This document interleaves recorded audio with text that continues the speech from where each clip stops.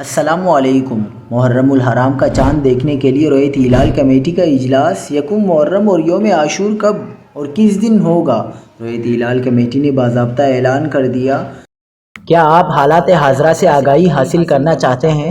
خبر کے پیچھے چھپے اصل حقائق جاننا چاہتے ہیں تو ابھی سبسکرائب کیجئے جل پاکستان کو اور ساتھ ہی گھنٹی کے نشان پر کلک کر دیں۔ آپ کو بتاتے چلیں کہ اسلامی سالوں کے آغاز اور محرم الحرام کے چاند کی رویت کے لیے مرکزی رویت ہلال کمیٹی کا اہم اجلاس لاہور کی بادشاہی مسجد میں ہوا۔ زونل رویت ہلال کمیٹیوں کے اجلاس اپنے اپنے مقامات پر ہوئے۔ اس دوران پورے ملک میں چاند کی رویت کا جائزہ لیا گیا، لیکن چاند نظر نہیں آ سکا۔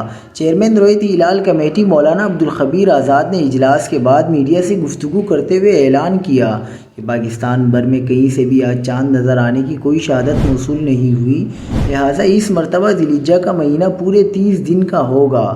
یوں پاکستان میں یکم محرم الحرام 1448 ہجری کا باقاعدہ آغاز بدھ 17 جون سے ہوگا۔ اس حساب سے ملک بھر میں 10 محرم یعنی یوم عاشورہ 26 جون جمعے کو ہوگا انشاءاللہ۔